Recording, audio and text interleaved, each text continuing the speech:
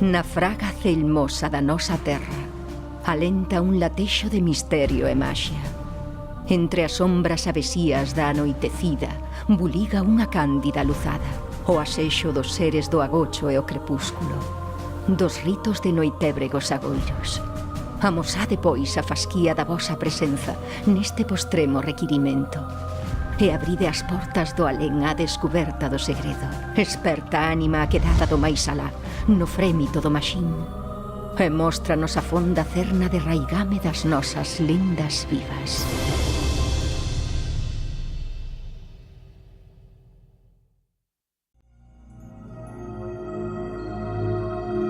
Hai historias e lendas que a todos nos contaron nalgún momento da nosa vida que tiñan por obxecto provocarnos medo ou terror. Son lendas que falan de seres maléficos dos que debemos protexernos, lugares a onde non ir ou entrar, vivencias e encontros que debemos evitar. Entre os moitos seres e lugares deste tipo que coñecemos, as bruxas ou meigas son dos que máis misterio provocan en nós, tanto pola súa vixencia como pola súa existencia certeira. Seres que moitas persoas aínda visitan na actualidade para buscar remedios ou meigallos, pero das que descoñecemos a súa vida oculta e reservada. Existen os encontros de meigas, os seus rituais nocturnos ao redor do lume. Neste programa, imos achegarnos a esas lendas que tantas veces escoitamos a través das testemuñas dun pequeno lugar do concello de Malpica que é Monte Neme, a carón da parroquia do Centro Oleiro de Buño.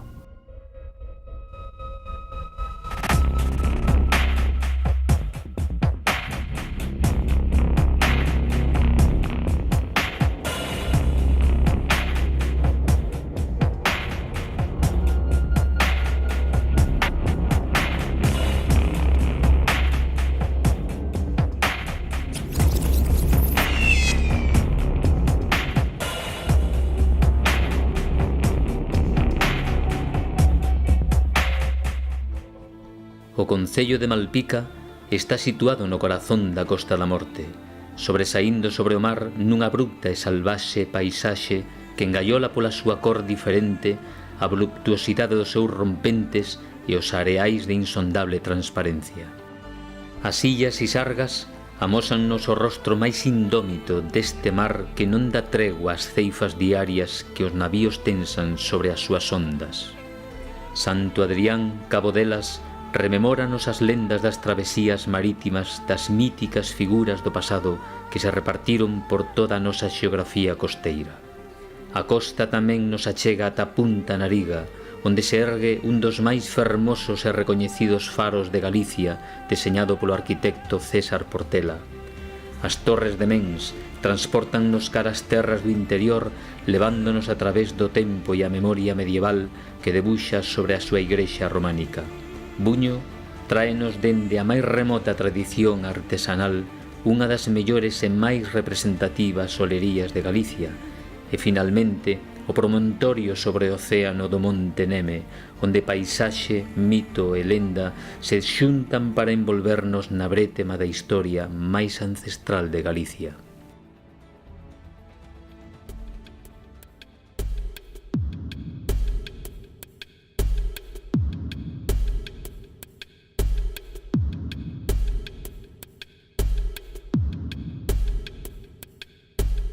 Estamos ao pé do Monte Neme, un maxestoso promontorio sobre o mar que se atopa en plena Costa da Morte, moi próximo ao emblemático lugar de Buño, un dos máis representativos e importantes centros de produción oleira de toda Galicia.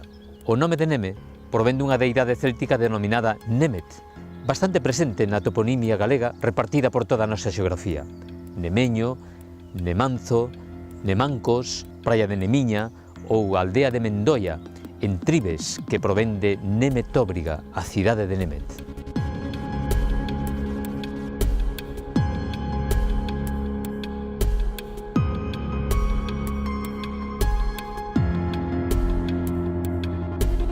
Esta deidade céltica está vinculada ás montañas e principalmente aos bosques sagrados que se acubillan en moitas delas por toda Galicia. O noso imaginario permítenos transportarnos aos druidas que nos seus rituais celebraban nestes bosques a procura da protección benefactora desta deidade solar das montañas.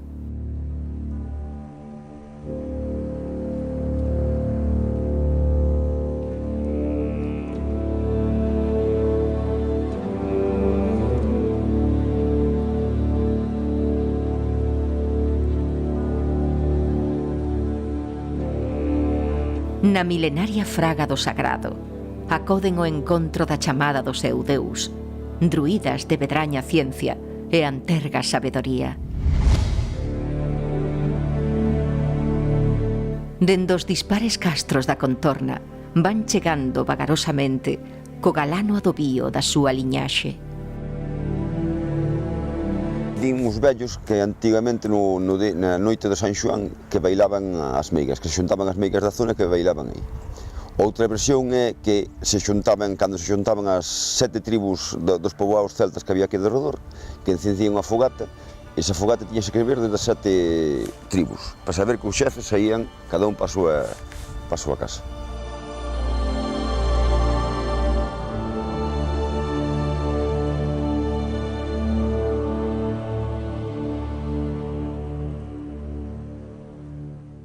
O druídico encontro arrodea entre rezos e alentos a divina presenza do benzoado Német.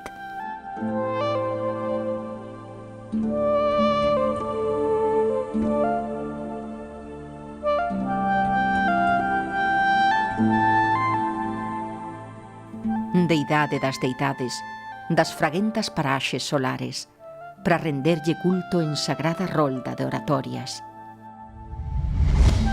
Dos lugares de encontro de meigas e bruxas en Galicia, os máis importantes son a praia das Areas Gordas en Cangas e este monte Neme aquí sobre a terra de Malpica e Carballo, que a través de innumerables historias é hoxe en día o principal referente dos aquelarres cos que se celebran o solsticio de verán na denominada Eira das Meigas.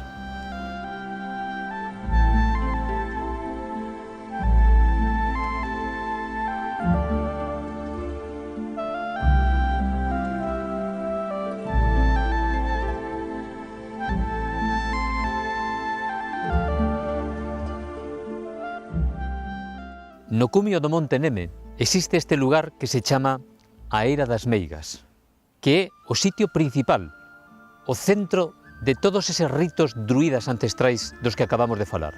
No medio desta mareza, polos bordes deste círculo, existe aínda o vestixio dun círculo de pedras, un círculo lítico, arqueolóxico, e que xa fora recollido e divulgado no seu momento por Murguía, no tomo primeiro da súa magna obra A Historia de Galicia. É un sitio redondo que antes tiña un valado de terra, agora síguese conservando, pero aunque noutra reforma nova. Antigamente, aí non nacía toxo, nin silvas, nin nada, era un redondel, todo redoi. Ali non medra o toxo nin a erva, supónse que por algunha cousa especial, nadie sabe por qué. Un sitiño que é redondo ten ervas e nunca lle salen esas ervas, están sempre verdes. É unha mágoa que neste momento se atope en tal estado deplorable de conservación un círculo de pedras prehistórico que durante milleiros e milleiros de anos foi testemuño aquí de reunións de druidas, en actualidade incluso de aquelarres nocturnos na noite de San Xoán celebrados polas nosas meigas.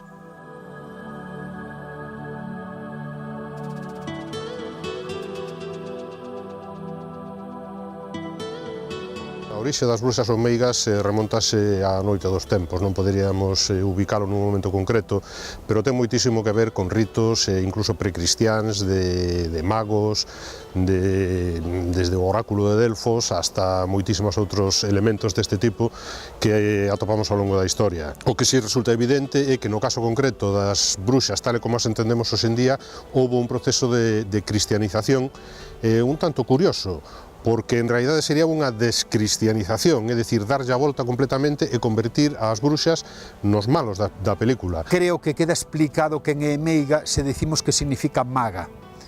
A maga é a sabia, é a curandeira que na tradición sabía as maneiras de dar curación a enfermidades tanto de tipo psíquico como de tipo físico.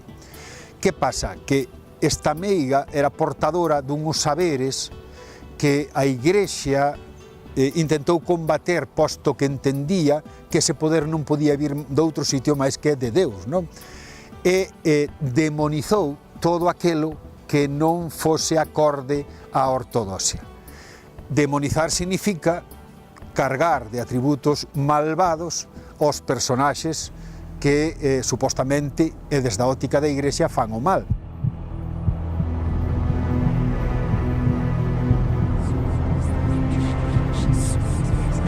No estalante balbordo da noite, fendo lume a noitebrega xuntanza de avesías sombras enlevadas pola éxtase satánica ata o arroubo dos rostros cinzados de loucura.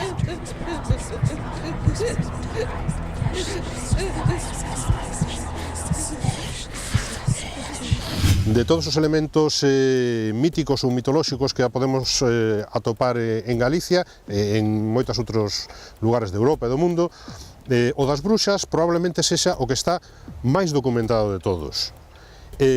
Por qué? Pois por unha razón moi curiosa, porque nos deixaron unha morea de documentos precisamente quen máis perseguiu as bruxas, que foi a Inquisición. E a Inquisición fixo un repertorio inmenso, extraordinario de maldades das bruxas, non? Testemunhas, torturas, xuicios, etcétera, etcétera, etcétera, que teñen unha credibilidade máis ben nula, pero que de alguna maneira si reflicten como vían todo ese mundo das bruxas. Bueno, a bruxa actual, a bruxa popular, é unha filla da Inquisición actualmente. Foi descrita pola Inquisición, esa descripción foi aplicada nos interrogatorios das mulleres acusadas de ser bruxas, por tanto, naqueles casos nos que se conserva documentación de interrogatorios coas torturas que xa sabemos e con todo eso, responde precisamente ao que querían oír os inquisidores, por tanto, digamos que se fixo un arquetipo de bruxa que seguramente non ten nada que ver co da meiga anterior, non?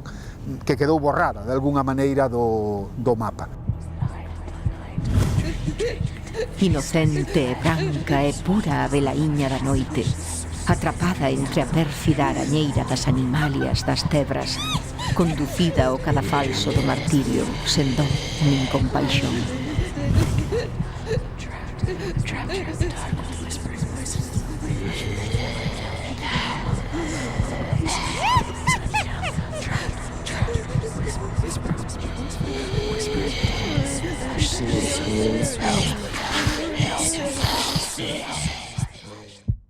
Que é unha bruxa? Bueno, pois unha bruxa basicamente é unha muller, normalmente son mulleres, hai casos recollidos de bruxos tamén, pero son os menos, son mulleres que fan un pacto co demo para conseguir unha serie de poderes que poderíamos calificar de sobrenaturais.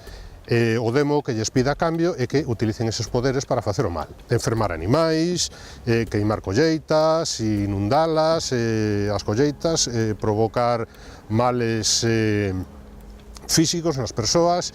Vai ser fea, vai ter verrugas na cara, pero vai ter capacidades máxicas, como por exemplo, sair da casa pola chimenea, despois de untarse coa untura maravillosa, e montar na súa vasoira e transportarse aquí ou acolá. Unha muller chega a ser bruxa de moitas maneiras. Unha, que seguramente a máis corrente, é herdar.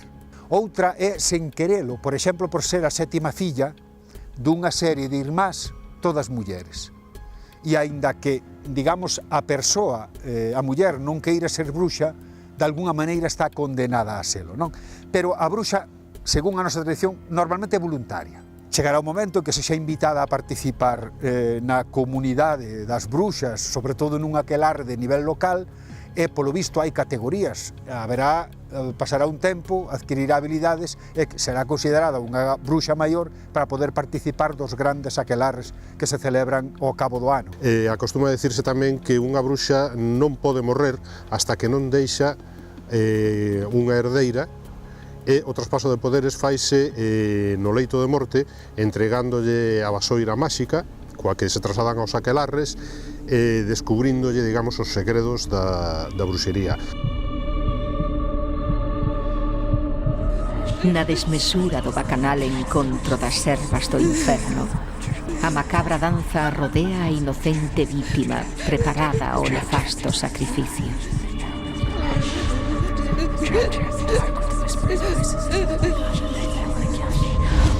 Para saber se unha muller é bruxa, que en principio e na súa vida normal non teñen por que diferenciarse das demais, só cando actúan como bruxas teñen diferencias físicas, hai moitos métodos e seguramente en cada parroquia, en cada lugar, haberá unha lista enorme. Unha das máis fiables sería que durante a misa o cura deixase aberto o misal nunha páxina determinada, co que se provoca que as bruxas que a cotío acostuman a ir á igrexa simplemente para disimular, para que non se sospeite delas, se deixa o misal aberto nesa páxina concreta, as bruxas non poden sair da igrexa. Ou ponse de mal xenio ou non se pode levantar da silla ou do banco onde está sentada, co cal queda identificada. Tamén meter algo na pía de auga bendita. Nuns sitios din algunha semente, en outros sitios din algunha punta, algún ferro. E tería simbólicamente o mesmo efecto. A bruxa non se podería mover do sitio onde está sentada. Outra maneira de identificalas tamén sería a través de, por exemplo, cando unha persoa se supón que está embruxada, coller a camisa desa persoa, mallala a paus, entón enseguida aparecerá a bruxa, en concreto, pedindo que, por favor, que se deixe de mallar esa camisa porque está repercutindo nela todos os paus que lle están dando a camisa. Un dos métodos que máis aparece nos relatos é o de detectar a bruxa cando se transforma en animal. E o máis socorrido é o da bruxa transformada en mosca. A bruxa pode facer moito dano, aí está a bruxa ou meiga chuchona, por exemplo, se sospeita que hai unha meiga chuchona, unha bruxa chuchona que está contribuindo a que un neno non mellore, enferme, non sei que, e se hai unha mosca polo cuarto, o mellor é darlle un golpe, cunha tralla, co que sexa. E se é unha bruxa, vai aparecer esa muller, xa en figura de muller, na súa cama toda magoada ou morta, se o golpe foi forte, non? Pero hai unha maneira de identificalas que a mí particularmente me resulta bastante curiosa e que din en algunhas zonas que se a bruxa, se conseguimos que a persoa sospeitosa de ser bruxa se sente nun sitio onde lle dá o sol, se clavamos un clavo na súa sombra, non será capaz de erguerse. Por tanto, seguramente hai máis métodos, probablemente todos teñen moito que ver coa atrape simbólico da bruxa, non? Sexa en figura de muller normal, de persoa normal, ou sexa en figura de animal, porque as bruxas son grandes transformistas.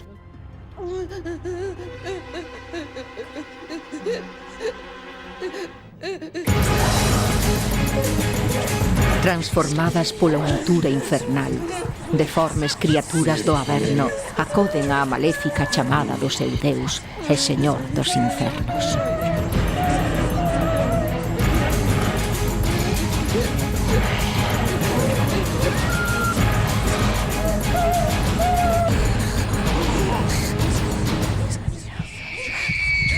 Os principais métodos para defenderse das maldades das bruxas, tendo en conta que a bruxa que temos actualmente na nosa cultura popular é unha fabricación religiosa do mundo do cristianismo, pois levar cousas benditas.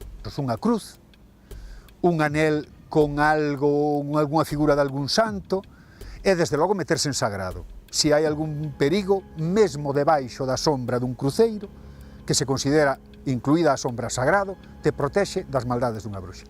Digamos que hai varios estadios de reunión das bruxas. Estarían, digamos, as reunións ordinarias, que incluso poden ser semanais, nun entorno inmediato, próximo a unha comarca. Para que se reúnen? Pues bueno, para organizarse, para distribuir os seus traballos. Unha cousa moi curiosa que se acostuma a decir, para distribuir as moscas, repartir as moscas, incluso as pulgas, que despois botarán os animais para provocar enfermidades e provocar males a xente. Logo están os grandes encontros, que son os que chamamos aquelarres, que se soen celebrar sobre todo na noite de San Xoán e na noite de fin de ano, na noite de San Silvestre. Eses son os grandes aquelarres. Nos grandes aquelarres o demo acostuma a aparecer personificado como un macho cabrío ou como unha persoa mitad de carneiro, mitad de persona humana, digamos, e as bruxas teñenlle que rendir pleitesía a esa figura e practican algún ritual como bicar yucu e acordan, digamos, o reparto das maldades que teñen que facer cada ano, incluso con penas para aquelas bruxas que pola razón que fose non cumpliran o cometido que se lles encomendara no aquelarre anterior. Os lugares de celebración daquelarres son dispares segundo a zona onde preguntemos por eles. Acostuman a ser lugares, eso sí, afastados dos núcleos de poboación, pero o mesmo pode ser unha carballeira, como pode ser un areal, como pode ser un monte pelado, eso sí, gustanlles os sitios especialmente despexados. Por exemplo, na miña terra en Mondoñedo reúnense no Monfadal e ese aquelarre sería de nivel baixo, de nivel inferior. Esas bruxas que se reúnen no Monte Monfadal xuntaríanse nun gran aquelarre cos do resto da Mariña de Lugo no Pico do Xistral. E logo están os famosísimos do Areal de Cangas de Coiro, o do Montefaro en Chantada, o da Espenuca en Coirós, hai moitos máis. Eu creo que hai aquelarres por todas partes, ou do Monte Neme entre Carballo e Malpica, non? Contaban que xe lle dixo que iban así, que bailaban, que había festas, e despois iban mirar víanse as pisadas, pero non sei máis. Aí dicían que diz que antigamente, porque antigamente diz que dicía que había meigas, entende? Que había. Entonces aí sei que de noite, sei que bailaban aí. Din que se chamaba Eira das Meigas porque na noite de Cachelas, ou na noite de San Xoán, as meigas dos alrededores que se xuntaban ali a facer os seus bailes e os seus rituales. Que ainda falamos así, cando facemos a cachela, vamos lá arriba e dicir, ai non, eu non vou, outros tampouco. Normalmente o día de Cachelas, o 23 de junio, cada un fai as cachelas na súa casa, ou xuntanse uns cuantos veciños, facemos as reunións entre veciños, con sardiñas, churrasco, típico, despois tomas os seus licores, cántase e bailase, pero alá arriba non se suele ir. Non creo que teña medo, pero tampouco nunca se plantoxou ninguén subir aí arriba o día de San Xoán. O rito cristián da misa non pasa de ser a rememoración dun sacrificio, o sacrificio de Xesús Cristo. Nos aquelarres tamén de alguna maneira se vincula toda a ceremonia con sacrificio de animais, incluso en casos extremos, sacrificios humanos. Hai casos nos que din que sacrificaban nenos e que incluso remataban o aquelarre comendo a carne dos nenos sacrificados.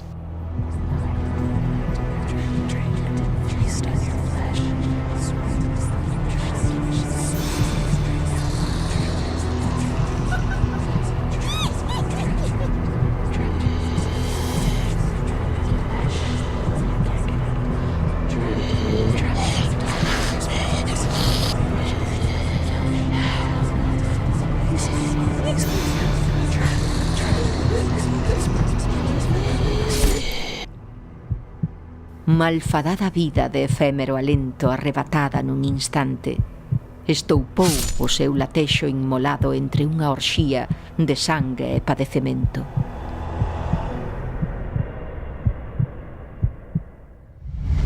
Das montañas sagradas existentes en Galicia, esta é unha das máis importantes, non só pola súa orixe mitolóxica, conservada no seu nome dende hai milleiros de anos, senón polos propios restos arqueolóxicos e as fermosas lendas e historias que o pobo conservou ao longo de todos estes séculos.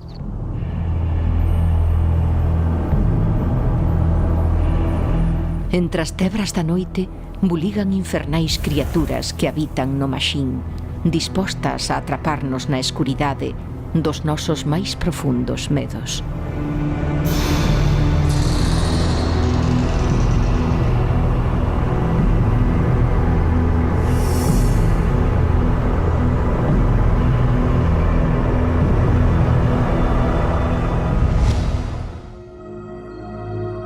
E así fechamos esta fermosa historia de druidas e meigas no tempo.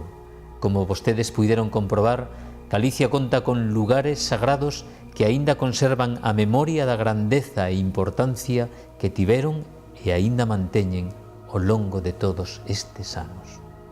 Ata o vindeiro programa cunha nova lenda viva.